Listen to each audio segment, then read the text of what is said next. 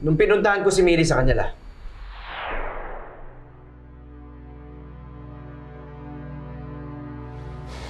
huwag mo nang dandamin yung sinabi nila. Kung ayaw sa'yo ni Anton, nandito ako. Kaya mong tulungan kita.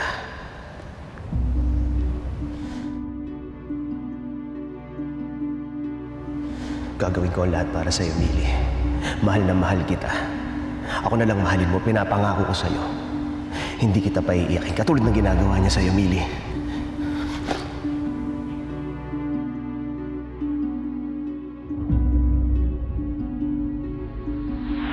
gusto kitang puntahan para kausapin.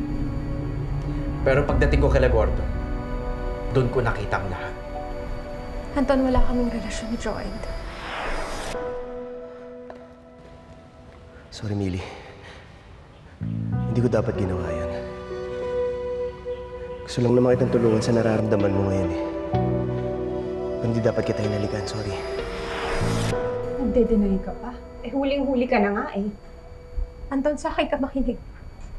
Wala akong ibang minahal kundi ikaw. Eh, paano nga ako maniniwala sa'yo? Alam ko yung nakita ko. Wala ka na ibang lusot dahil huling-huli ka na. Kaya huwag mo sabihin sa akin na mahal mo ako. Huwag mo sabihin sa akin na asawa kita. At huwag mo sasabihin sa akin na anak ko to! Dahil mga taksil kayo. Anton, ikaw lang talaga yung binahal ko. Nung nawala ka, wala akong ibang iniisip kundi ikaw.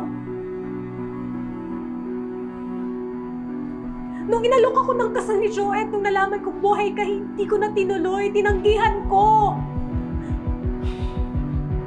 Tapos sumpat mo sa akin yan. Tapos bibigyan mo ng kahulugan ang isang bagay na maling-mali. Maling-mali? Eh, nagsasama na nga kayo, di ba? Dahil nga akala ko, patay ka na. Ang sabihin mo, noon pa kayo gumagawa ng kalokohan ni Senior Agent. Hindi ko alam, Anton, kung anong nangyari sa'yo.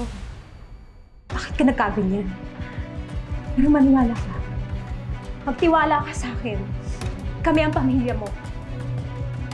Laso ng lahat ng sinasabi ng babae yun sa'yo. Si Rhea, niligtas niya ang buhay ko. Maraming beses na. Tayo ngayon lang ulit tayo nagkita. Pero kitang-kita ko na agad lahat ng kasinungalingan. Ako pa talaga ang sasabihan mo ng ganyan? Pagkatapos ng lahat ng sakripisyo ko? May iba lang kinakasama, di ba? Doon ka. Huwag mong ipaako kay Anton ang anak ng kinakasama mo. Huwag idadamay, pati ang anak ko! Tama na! Anak! Walang ibang ano si Anton kung hindi ang anak namin! Lily! Talaga? Lily! Anton, ang baby natin. Sumusobra ka na, ha? Umalis na lang kayo! Lalo ka na. Umalis ka na dito at huwag kang babalik dito! Pati anak namin, dadamay mo! Hindi ko sinasadya. Anong sinasadya? Kapal na mukha mo. Alam mo, umalis na lang kayong dalawa! Umalis ka na dito. Tumayo ka sana. Huwag na huwag ka babalik dito dahil kahit kailan, hindi kita tatanggapin! Layas! Umalis ka na nga!